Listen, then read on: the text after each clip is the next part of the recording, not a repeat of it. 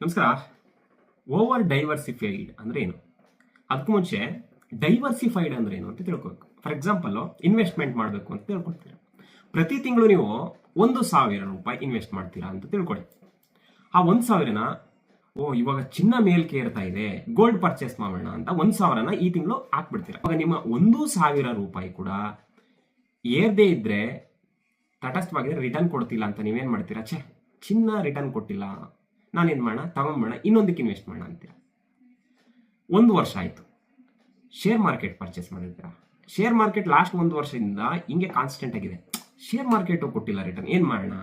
Real estate ಅಲ್ಲಿ invest ಮಾಡೋಣ ಅಂತೀರ.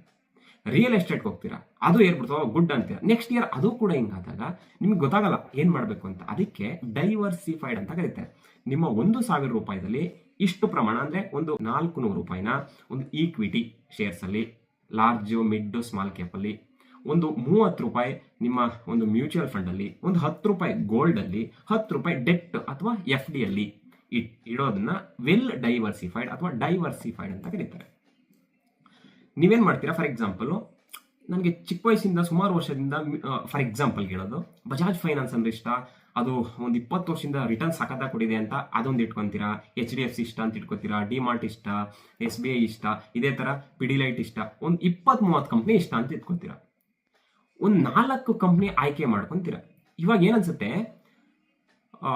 ಈ ಕಂಪ್ನಿ ಬಿಟ್ರೆ ನಾಳೆ ಪರ್ಫಾರ್ಮ್ ಮಾಡ್ಬಿಟ್ರೆ ಇದೊಂದು ಆ್ಯಡ್ ಮಾಡೋಣ ಅಂತ ಏನ್ ಮಾಡ್ತೀರಾ? ಒಂದು 30 ಕಂಪ್ನಿ ಲಿಸ್ಟ್ ಆಗ್ಬಿಡುತ್ತೆ. ಎಲ್ರದ್ದು ಹಣೆ ಬರಹ ಇಷ್ಟೇ. ಆವಾಗ 1,000 ರೂಪಾಯಿನ ಡಿವೈಡ್ ಮಾಡಿದಾಗ 30 ಕಂಪ್ನಿ ಡಿವೈಡ್ ಮಾಡಿರ್ತಾರೆ.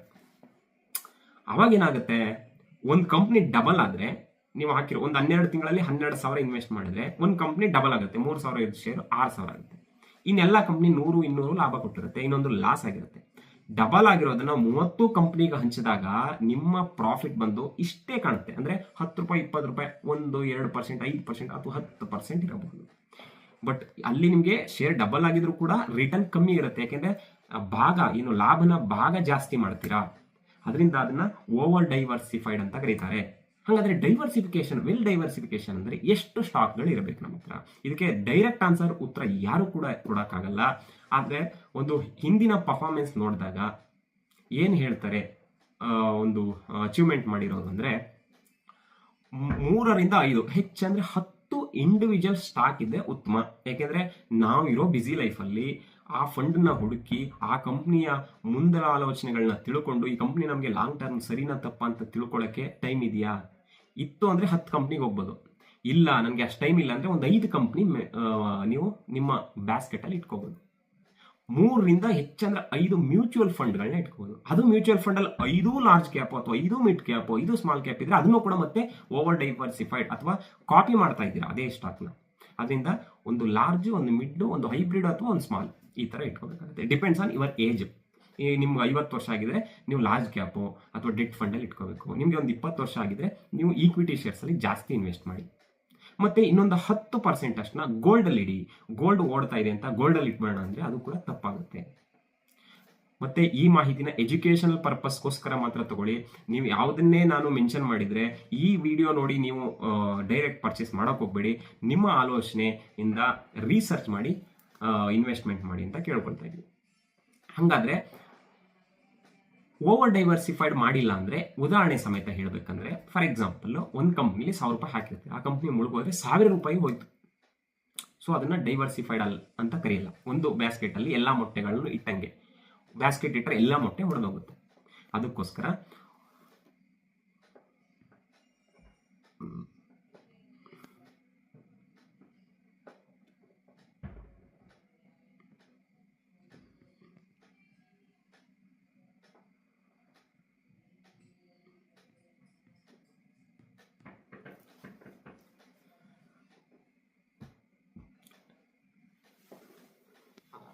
ನಾನು ಗೋಲ್ಡ್ ಅಲ್ಲಿ ಇನ್ವೆಸ್ಟ್ಮೆಂಟ್ ಮಾಡಬೇಕು, ಆದ್ರೆ ನನ್ನ ಹತ್ರ ಪ್ರತಿ ತಿಂಗಳು ಒಂದು 500-1,000 ರೂಪಾಯಿ ಇದೆ ಅಂತನೋರು ಏನ್ ಮಾಡಬೇಕು ಅಂದ್ರೆ, ಗೋಲ್ಡ್ ETF ಅಂತ ಇದೆ, ಅದರಲ್ಲಿ ಕೂಡ ನೀವು ಇನ್ವೆಸ್ಟ್ಮೆಂಟ್ ಮಾಡಬಹುದು.